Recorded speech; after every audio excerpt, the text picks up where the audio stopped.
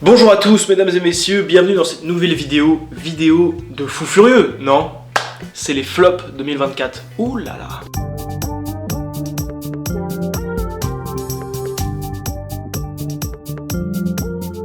Ça va saigner. En vrai, pas tant. Alors déjà, je vais vous expliquer, j'ai vu un total de 70 films à peu près cette année, dont 35-40 de films sortis en 2024. Donc c'est d'ailleurs pour ça que là c'est un top 5, un flop 5 et pas flop 10, parce que j'ai pas assez de matière, tout bêtement. Et donc là, le flop ça va être des films qui m'ont surtout déçu, mais ça veut pas dire qu'ils sont nuls. Il n'y a aucun film de 2024 que j'ai vu qui ont été nuls. Parce que en fait, j'ai évité les boosts que je présageais. En gros, tous les films que j'ai vus en 2024, c'est des films que j'avais vraiment envie de voir. Et donc certains m'ont déçu, et c'est ceux qu'il y a dans ce petit flop. Et je vais vous expliquer pourquoi ils m'ont déçu, et voilà, c'est tout. Alors je prends mon petit calepin. J'ai noté mon petit flop là-dessus, un peu à la manière d'un Death Note. Nous allons pouvoir commencer avec la 5e position. Fucking things hunting us. Oh, but then don't worry, come on. Run. Ah, oulala. Alors je pense qu'il y en a qui vont pas être d'accord avec moi. Alors encore une fois, je précise, c'est pas un film que j'ai trouvé nul. Il n'est pas nul, juste j'ai été déçu et au final je n'ai pas vraiment apprécié ma séance. Pourquoi Alien Romulus m'a déçu? C'est simple, Alien Romulus ne m'a pas fait peur, ne m'a pas stressé. Tout ce que j'attendais en fait d'un Alien, ça n'a pas été le cas, malheureusement. J'étais allé au cinéma, vraiment j'étais hypé, l'affiche est très stylée en rouge, tout ça. Ce qui faisait le plus peur, c'était le facehugger, là, qui était vachement cool, ça pour le coup, il y avait des super scènes avec. Mais globalement, l'Alien en tant que tel, après, je trouvais ça vachement prévisible. Tous les personnages mouraient un peu comme un slasher, alors c'était un peu le but, mais...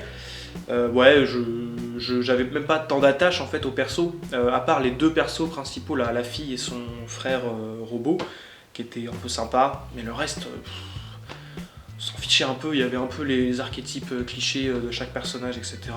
Ils se faisaient buter les uns après les autres. J'avais pas peur. Il y a des scènes qui pouvaient paraître intéressantes, comme la scène en apesanteur avec le sang des aliens, etc., qui était sympa, qui était une bonne idée. Mais globalement, moi, j'avais pas cette tension. Je n'en sentais pas la tension parce que j'étais pas attaché au personnage et parce que j'avais pas peur. Voilà, globalement, le problème que j'avais avec ce film. Par contre, voilà, il y a pas mal de choses qui sont cool. Comme j'ai dit, les facehuggers, les décors sont vraiment super et tout ça, c'est assez bien filmé et produit. Mais voilà, globalement, quand même déçu de ma séance. En plus, je m'en souviens pas des masses.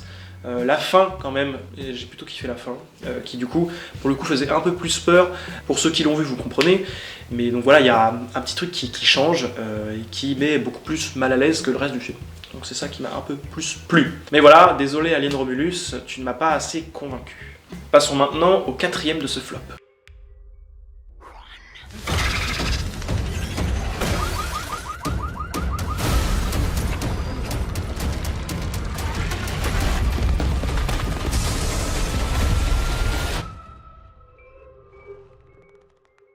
Sans un bruit jour 1. Ah ah ah. Alors, ce petit film il m'a encore plus déçu que Alien Romulus. Évidemment, c'est quand même crescendo, donc ça me déçoit de plus en plus, évidemment, quand on monte dans le flop. Mais du coup, à peu près pour les mêmes raisons que Alien. C'est que les personnages n'étaient pas assez attachants, je trouvais ça prévisible, et du coup, j'avais pas peur.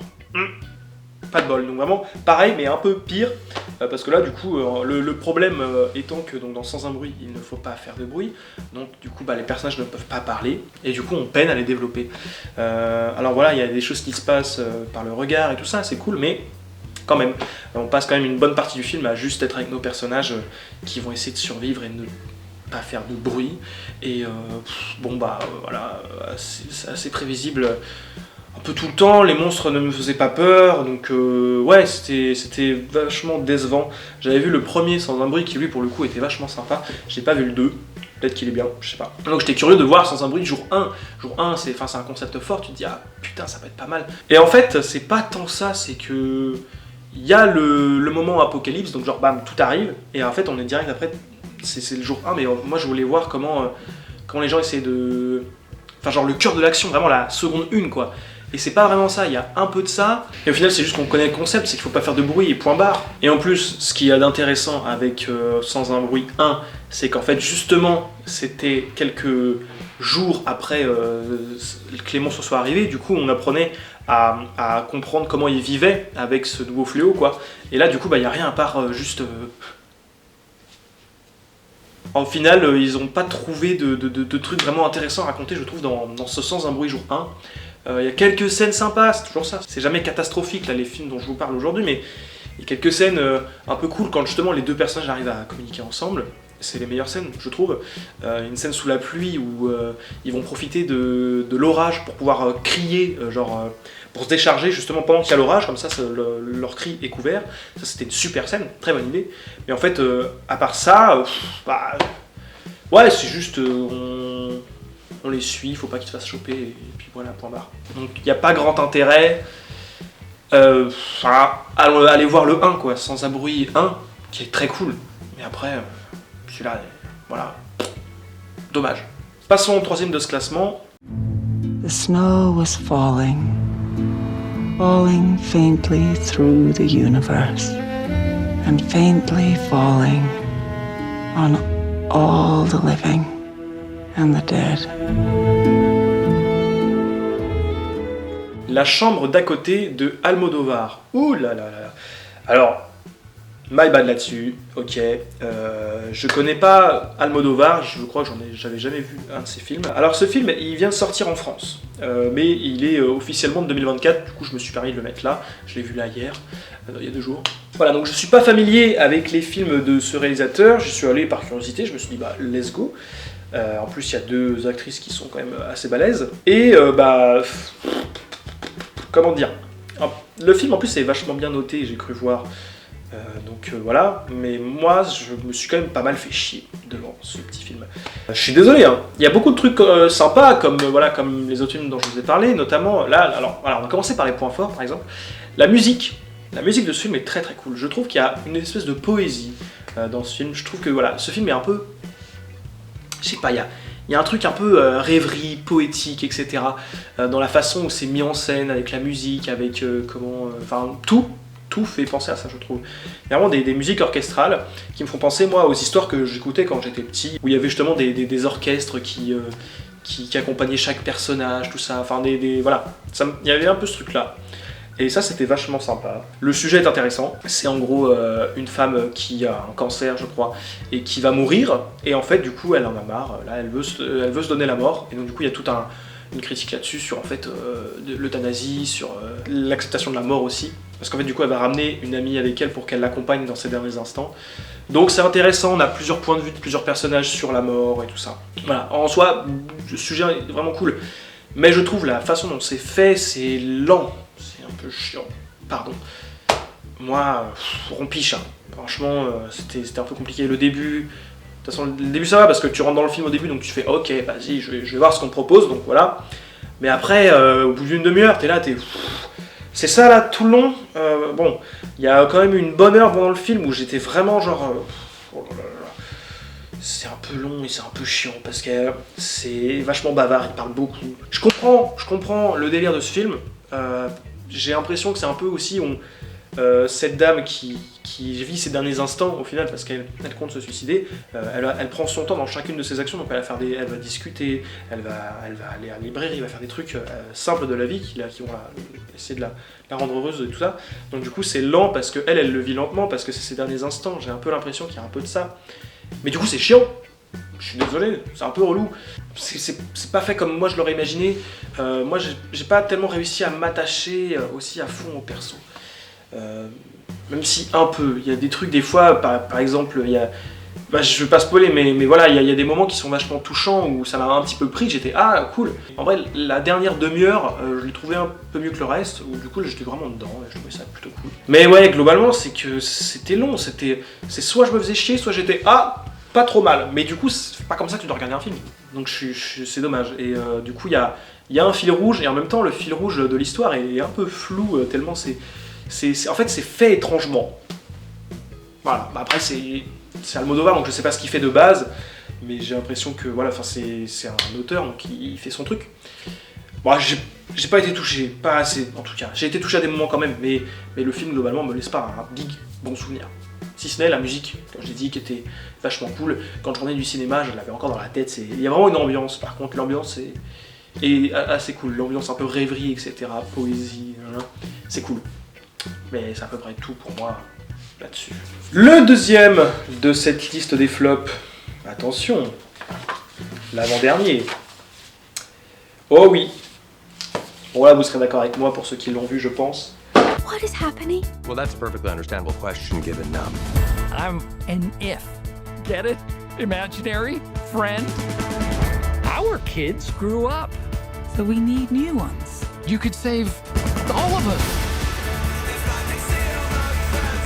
Blue et compagnie, ou If en version originale, avec Ryan Reynolds, je sais plus qui d'autre. Et donc ça, c'était prometteur, je trouvais. Quand j'ai vu, quand c'était au cinéma, le concept du truc, je me suis dit pourquoi pas. C'est un film sur les amis imaginaires. Et du coup, je me dis c'est mignon, c'est sympa comme idée.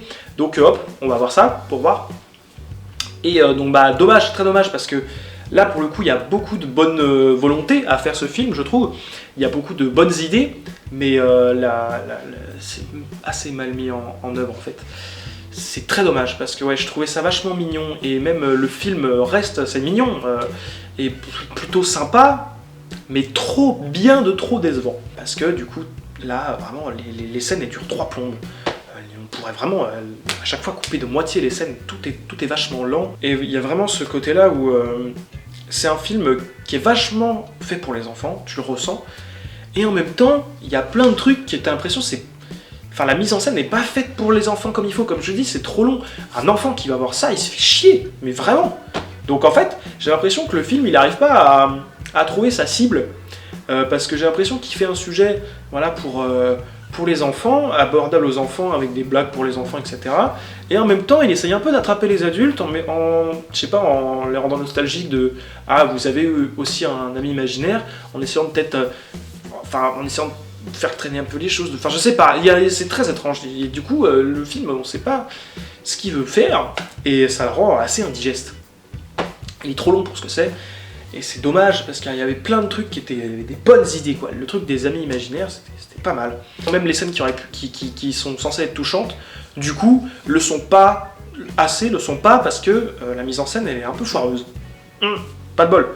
Parce que franchement, il y avait de quoi faire des trucs vachement touchants, quoi, vraiment cool.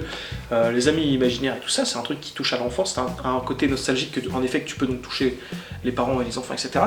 Mais voilà, là, c'est pas bien fait. C'est vraiment dommage, pas de bol. Franchement, j'aimais bien le sujet. J'ai pas plus de trucs à dire là-dessus parce que en fait, c'est à peu près ça, c'est juste décevant pour ça et vraiment, ça me fait un peu chier. Le premier, mon plus gros flop de cette année, de l'année 2024. Oh non!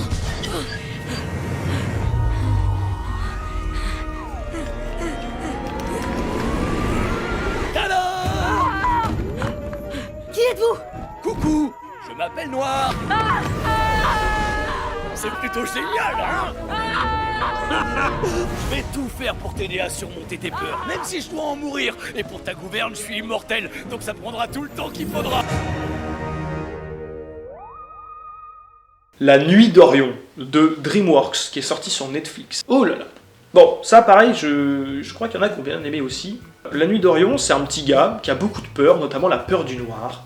Et un jour, justement, il va... la peur du noir est personnifiée en un gros monstre noir.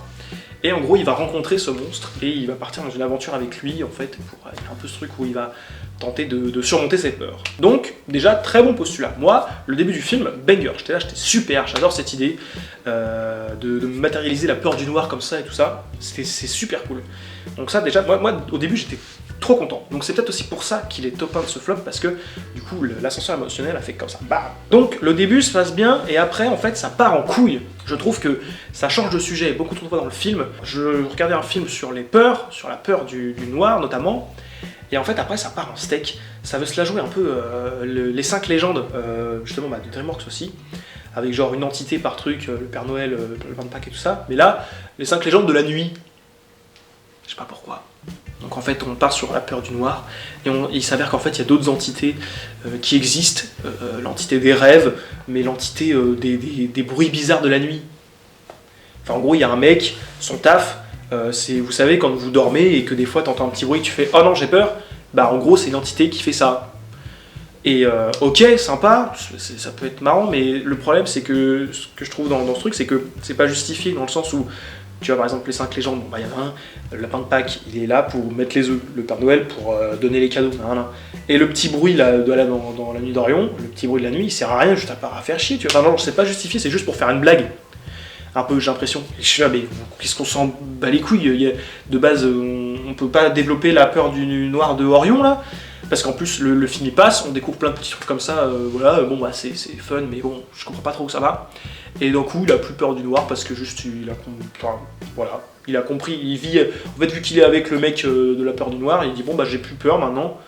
Mais il n'y a pas eu de travail, j'ai l'impression, il n'y a pas eu de truc où il essayait de surmonter sa peur, j'ai l'impression que c'est passé comme ça. Et après, on apprend d'autres trucs chelous. Et en final, là, au milieu du film, je crois, on apprend que l'histoire qu'on regarde, c'est une histoire que Orion lui-même raconte à sa fille quand il est adulte.